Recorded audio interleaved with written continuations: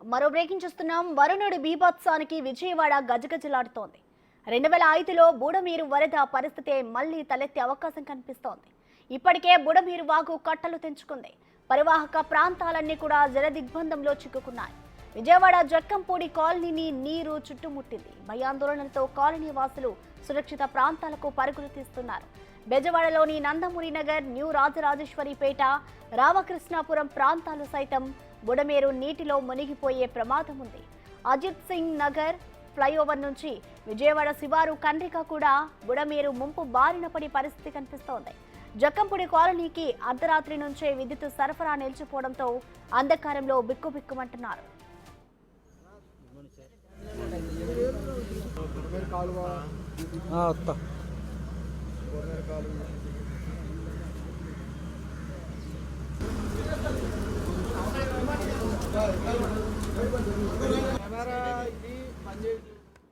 వరుణుడు బీభత్సానికి విజయవాడ అయితే గజగజలాడుతోంది. 2005లో బుడమేరు వరద పరిస్థితి మళ్లీ తలెత్తే అవకాశం కనిపిస్తోంది. ఇప్పటికే బుడమేరు వాగైతే కట్టలు తెంచుకున్న పరిస్థితి నెలకొంది.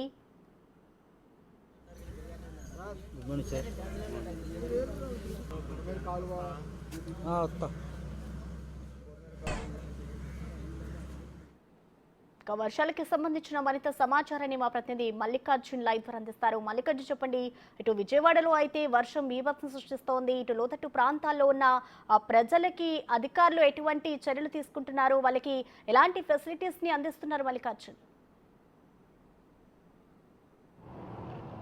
గత 2 రోజుల నుంచి కూడా విజయవాడలో భారీ వర్షం నమోదైంది.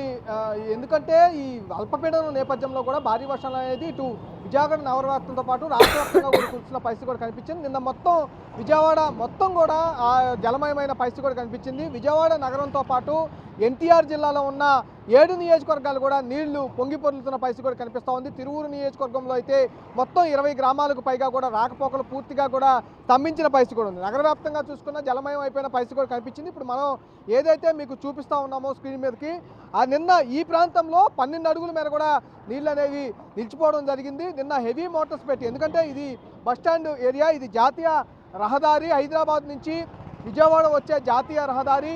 ఈ జాతీయ రహదారి మీద కూడా నిన్న 12 అడుగుల మేర నీళ్ళు అయితే నిండిపోయిన పరిస్థితి కూడా కనిపించింది. హెవీ మోటార్స్ పెట్టి నిన్న సాయంత్రం 6 గంటల వరకు కూడా ఇక్కడ 5-6 బస్సులు ఈ నీళ్ళల్లో కూడా ఇరుక్కుపోయిన పరిస్థితి కూడా కనిపించింది. ప్రభుత్వ బస్సులు 3-4 బస్సులు ఇరుక్కుపోతే ప్రైవేట్ బస్సులు 2-3 ఇరుక్కుపోయిన పరిస్థితి కనిపించింది. అవి మొత్తం కూడా దానికి బస్సులకి పై వరకు కూడా వాటరు వచ్చిన పరిస్థితి నిన్న నెలకొంది. ఈ మొత్తం ఈ వాటర్ అన్నింటినీ కూడా కార్పొరేషన్ సిబ్బంది, ఇరిగేషన్ అధికారులు, మొత్తం 5-6 డిపార్ట్మెంట్లకు సంబంధించిన అధికారులు, సిబ్బందితో కూడా ఈ వాటర్ అన్నింటినీ కృష్ణానది పక్కనే కృష్ణానది ఉంది, దాంట్లోకి ఇంజన్ల ద్వారా పెద్ద పెద్ద ఇంజన్లు తీసుకొచ్చి మరి ఇక్కడి నుంచి తరలించిన పరిస్థితి అయితే కనిపించింది. ఈరోజు ఉదయం నుంచి ఈ రాకపోకలు అనేవి కొంచెం సాగిస్తున్న పరిస్థితి కూడా కనిపిస్తూ ఉంది. ప్రధానంగా చూసుకుంటే వాటర్ పోయిన తర్వాత కూడా చాలా పెద్ద సమస్య అని చెప్పుకోవాలి. బురద అనేది ఎక్కువగా ఉంటుంది. ఆ బురదలో ప్రయాణించాలన్నా కూడా ప్రయాణికులకు 2 వీలర్ కానీ 4 వీలర్ కానీ ఏ వెహికల్ వెళ్ళాలన్నా కూడా కొంచెం ప్రమాదభరితంగా మారే అవకాశం కూడా ఉంది. ఎందుకంటే స్కిడ్ అయ్యి అనుకోని ప్రమాదం జరిగే అవకాశం కూడా ఉంటుంది. కాబట్టి వాటిని కూడా, ఎందుకంటే ఆ బురదను కూడా శుభ్రంగా క్లీన్ చేయాలని చెప్పి కూడా కార్పొరేషన్ అధికారులు చేస్తున్న పరిస్థితులు కూడా కనిపిస్తూ ఉన్నాయి. మనం ఉన్న ఈ ప్రాంతంలో, బస్టాండింగ్ ప్రాంతంలో నిన్న 12 అడుగుల నీరుని మొత్తాన్ని తొలగించేసి ఇప్పుడు ఆ బురద సైతాన్ని కూడా తొలగిస్తున్న పరిస్థితి కూడా కనిపిస్తూ ఉంది. రాష్ట్ర వ్యాప్తంగాతో పాటు ఇటు విజయవాడ నగరంలో కూడా జలమయమైన పరిస్థితిలో ఇటు దిద్దుబాటు చర్యలు అయితే అధికారులు నిన్నటి నుంచి చేయడం పరిస్థితి ప్రారంభించడం జరిగింది. నిన్న కొండ చర్యలు విరిగిపట్టడం, కొండ చర్యల కింద 5గురు నిన్న కొండ చర్యల కింద పట్టడం కూడా, చనిపోవడం కూడా జరిగింది. వారికి ఎస్రేషే కూడా ప్రభుత్వం ప్రకటించడం జరిగింది. దాంతోపాటు ఇంకొక 5గురు ప్రభుత్వ ఆసుపత్రిలో చికిత్స పొందుతూ ఉన్నారు. ఇంకొక 1-2 కొండ చర్యల కింద ఉండే అవకాశం ఉందంటూ కూడా చెప్తున్న పరిస్థితి కనిపిస్తుంది. రాత్రి అంతా కూడా సహాయ చర్యలు నైట్ కావడంతో కూడా ఆపేసిన పరిస్థితి ఉంది. కాబట్టి కొద్దిసేపటి క్రితం, అంటే 8 గంటలకి ఆ ప్రాంతంలోనే మరొక జేసీబీలు 2 తీసుకొచ్చి సహాయ చర్యలు అయితే ప్రారంభించిన పరిస్థితి కూడా కనిపించింది. ఇలాగా నగర వ్యాప్తంతో పాటు, ఈ జిల్లాల వ్యాప్తంతో పాటు రాష్ట్ర వ్యాప్తంగా కూడా ఈ అల్పపీడన ప్రభావంతో కూడా విస్తారంగా వర్షాలు కురవడం, జలమైపోవడంతో కూడా ప్రభుత్వం దిద్దుబాటు చర్యలు చేస్తూ ఉంది. ఎక్కడికక్కడ జిల్లాలకి 3 కోట్ల మేర నిధులు చేసింది. సహాయ చర్యలు ఎక్కడికక్కడ బాధితుల్లో, అంటే వరద సంబంధించి బాధితులు ఎవరైనా ఉంటే వారిని పునరావాసాలకు ఇప్పటికే తరలించడం జరిగింది.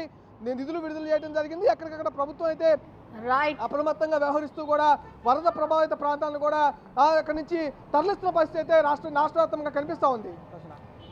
Thank you Mallikarjun.